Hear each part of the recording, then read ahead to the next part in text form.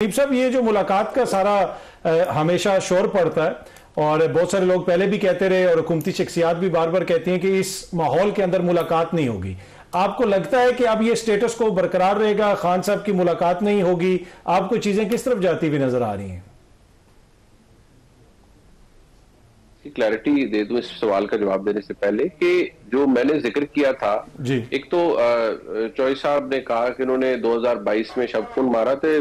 2018 में कौन सा जेन्युइन मैंडेट पीटीआई लेकर आई थी?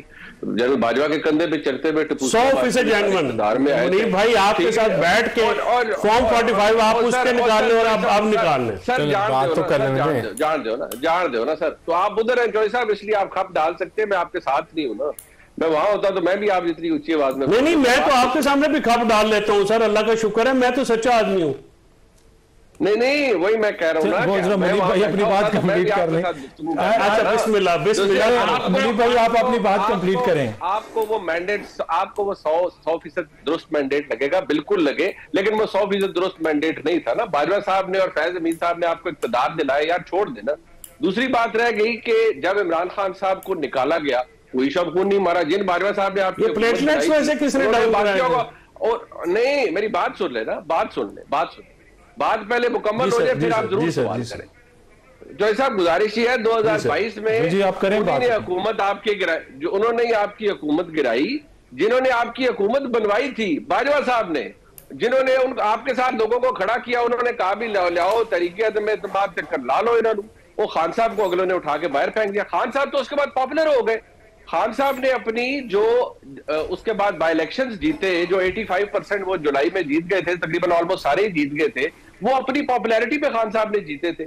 उसमें तो वो उनका मुजामती बयानिया था जो उन्हें आगे ले गया। रह गई बात, आपने कहा अवाम बड़े इंसाफ पसंद होते हैं। इतने उस्मान बुजदार साहब कड़ी दुध शायद ये नारा लागे पंजाब के, आपको पंजाब में इतना ओवरवेलमिंग मेजोरिटी का वोट मिला 2024 के अंदर, यार छोड़ देना। लोग ये चीज नहीं देख रहे होते। अगर इमरान खान का वोट है ना राय साहब, नहीं और चौधरी साहब यही तो मैं बात कह रहा हूं सर, वो कई पुजदार ने का वोट नहीं था। सर मेरी बात सुने ना, नहीं था ना को काम, या तो खान साहब का बेहतरीन प्रोडक्ट थी उस्मान बुजदार जो आपने पंजाब को दिया।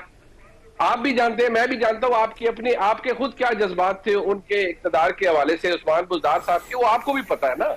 तो क्या उस बेहतरीन प्रोडक्ट और सर्विस डिलीवरी की वजह से लोगों ने वोट दिया? नहीं, वो इमरान खान नहीं। तो बड़े बड़े तोहफे तो अभी भी है, मैं नाम गिनवाऊं तो फिर आप कहेंगे बात ये है करते हैं कि चले। अब देखिए मेरी बात सुन रहे हैं अब मुझे, क्योंकि आपकी बात बीच में वो आवाज बंद होगी, मुझे नहीं समझ रही जो साहब ने क्या कहा है, लेकिन मैं सिर्फ इतना जरूर अर्ज कर दूं कि ये बातें हमें कॉन्टेक्स्ट में रख के चलनी चाहिए। हमें ये नहीं कहना चाहिए कि जी फलाने का वो हम ठीक आए थे और बाकी उसके बाद सारे गलत आए। नहीं, ऐसे नहीं होना चाहिए। इस काम से सारे गुजरे हुए हैं, सारों ने अपनी अपनी हिस्से की, वो जैसे कहते हैं ना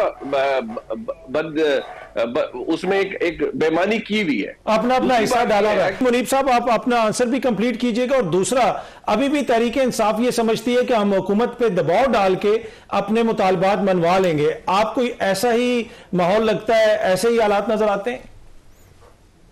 देखिए जो ये मुलाकात ना करवाने वाली बात है, बसद एहतराम बहुत से दोस्तों को बुरा लगता है, मुझे इसमें कोई तुक समझ नहीं आती।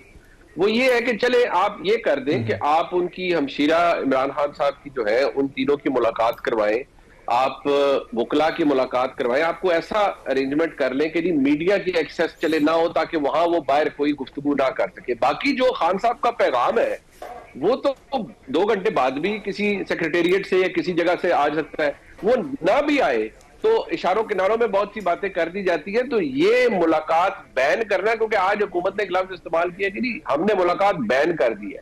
मेरा सवाल ये है कि आपने बैन किस कानून के तहत किया होगा, किसी ऑर्डर के तहत किया होगा, वो ऑर्डर कहां है?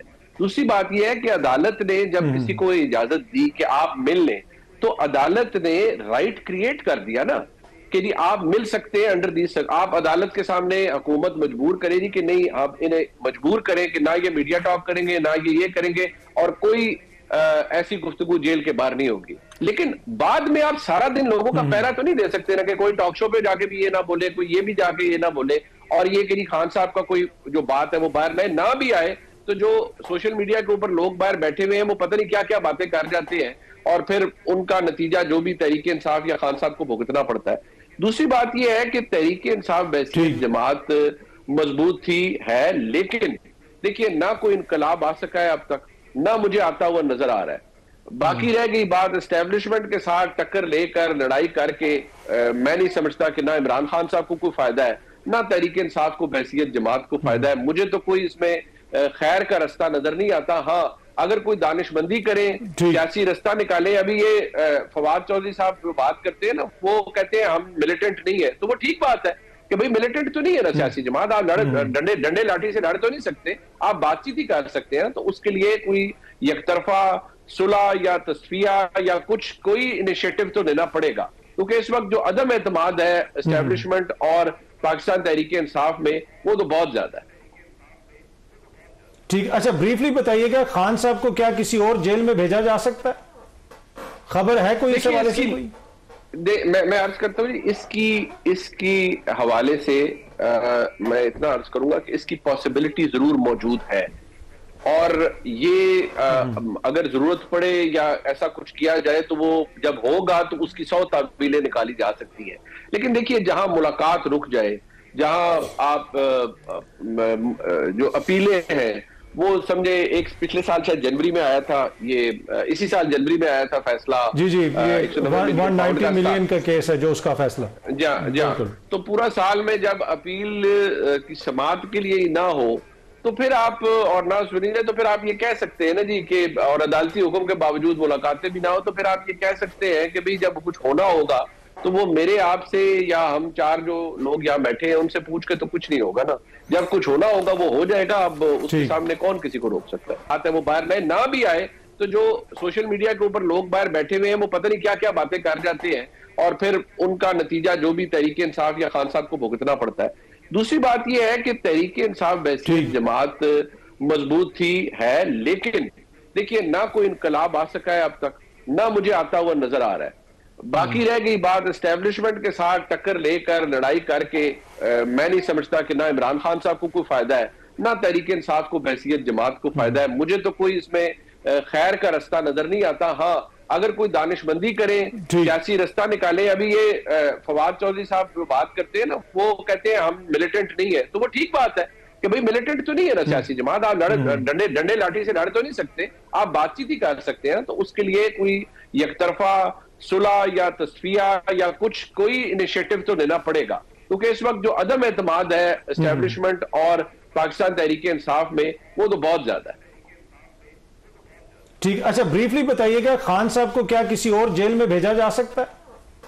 खबर है कोई इस हवाले से?